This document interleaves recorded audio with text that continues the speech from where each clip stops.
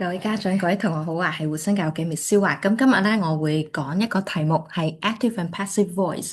咁咧呢個題目咧，其實係小六已經學過。咁然後咧，今日呢個嘅程度咧係大概中一嘅程度嘅。OK，我哋睇睇我哋今日講嘅題目啦。OK，咁啊 active and passive voice 係主動同被動式。咁啊，首先問下大家記唔記得喺動詞表嘅裏邊咧，如果我哋要用被動式咧，我哋要用第幾行嘅動詞嘅 form 咧？五、四、三、二、一，OK，咁就係咧過去分詞嗰個 form，我哋叫 past participle，OK，即係譬如 go、went、gone、going、gone 嗰一行嘅。咁我哋睇睇啦，究竟我哋幾時要用被動式咧，或者用被動式嘅意義係啲咩咧？咁我呢度咧有一個表，OK，我哋睇呢個表之前咧，我想問你哋一個問題，OK，當我哋講每句說話嘅時候咧，如果我哋要強調邊個做咧？OK，呢個情況我哋用主動定被動式咧？OK，答案就係主動式啦。咁但係相反咯喎，相反咯喎。如果我哋嗰句句子咧，我哋唔知邊個做嘅嗰件事情，OK，例如，OK，我開一支筆下。嗱，第一呢個 scenario 咧，scenario 即係場景啦、情景啦。咁我哋睇到咧，我依家用 cursor 圈住呢一句嚇，The chef prepared the meal。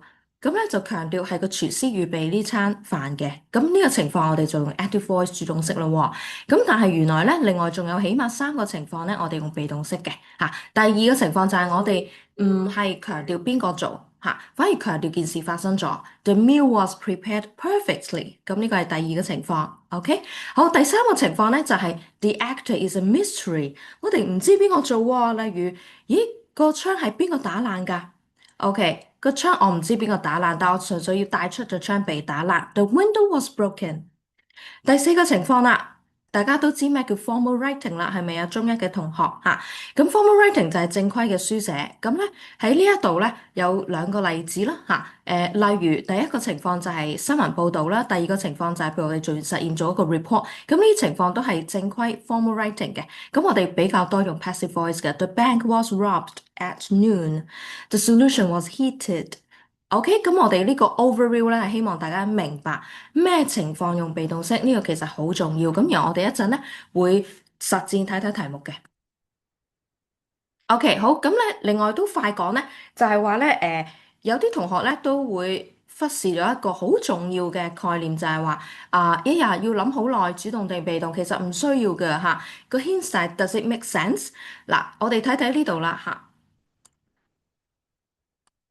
OK，我哋睇睇我粉紅色框住呢幾個動詞嚇。OK，其實大家咧睇都唔難發現啦，呢啲動詞我哋係只能夠主動嘅情況用嘅啫嚇。譬如睇睇 take 嘅呢個例句啦，The accident happened at midnight。我哋唔可以話 The accident was happened at midnight，因為 happen 發生啦，occur、exist 同 take place 係發生，係唔會被動㗎。OK，好，第二個情況咧，arrive、depart、go and come。我到一個地方，我去到一個地方，亦都不能被動㗎。咁所以呢個好快明㗎啦嚇。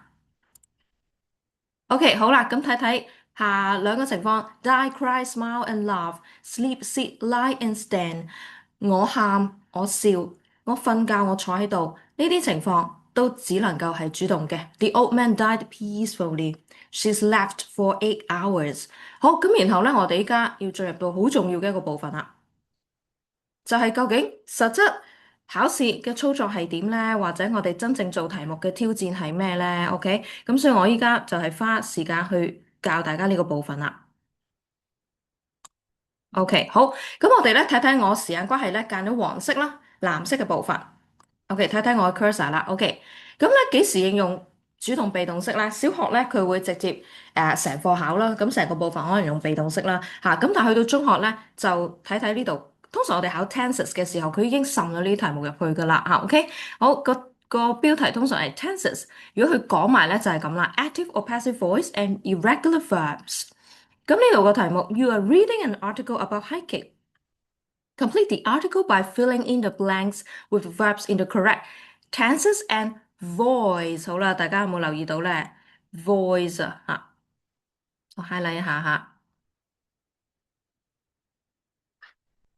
OK，我 take 咗呢個位嚇，voice。咁呢個 voice 係咩咧？就係 active and passive voice 啦。OK，即係呢一度，見唔見到啊，同學？OK，好，咁時間關係啦啊，我都希望大家今日呢條片都學到嘢嚇。好，咁呢一段文字咧，題目講咗係關於行山嘅，見唔見到啊？嚇，關於行山嘅啊。好，咁呢度有12題，所以係12分。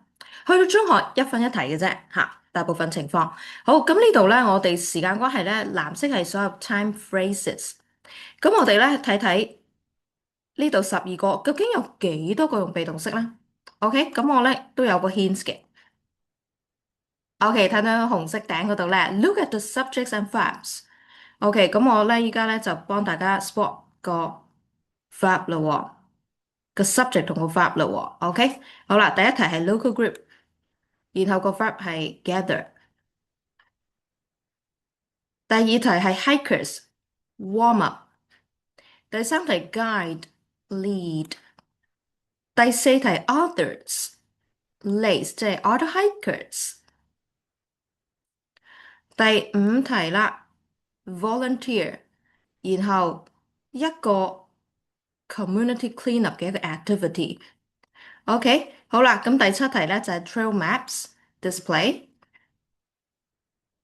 OK，我圈到呢度先。OK，好啦，咁其實咧究竟邊度要用被動式咧？大家 spot 唔 spot 到咧？好，第一題咧 gather 即係集合，一個 group 集合係咪主動啊？OK，第二題。行山嘅人做 warm up 係咪主動咧？好啦，直至原來我哋去到第七題，我見到星星嘅部分，呢度係講緊嗰啲地圖，行山嘅地圖同埋一啲安全嘅提示 display 係唔係解展示啊？OK，好，咁即係話呢題係用被動式咯喎，嗰啲 tips 嗰啲 maps 係被展示喺嗰個 information board 嗰度。我哋睇緊第七題吓，OK，所以我哋用被動式呢度咧係咪已經 last month 發生咗啊？咁所以我哋係唔係要用過去式嘅被動啦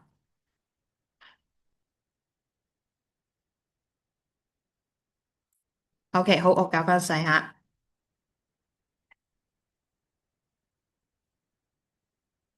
OK，好啦，第七題 What's this word displayed？因為前面咧 maps and tips 係咪眾數咧，所以我哋 word displayed。OK，第九題見唔見到 hikers 行山嘅人 offer 提供？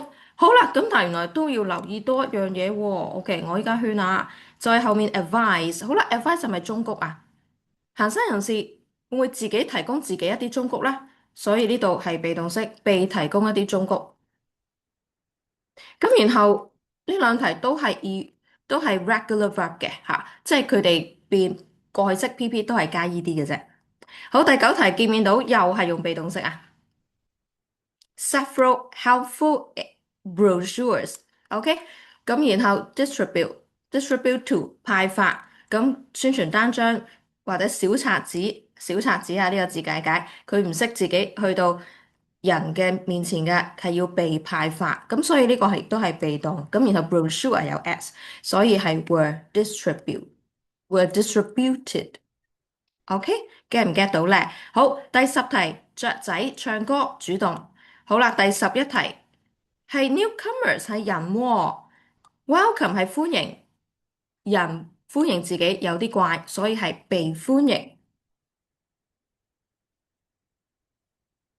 跟唔跟到先？好，最後咯喎，volunteer lead。OK，第三題都係 lead 見唔見到啊？嚇，一個人去帶領，咁你要睇佢帶領啲咩啦？呢個object 個賓語係 orientation 迎新嘅一啲活動。OK，咁所以咧呢度都唔係被動啦。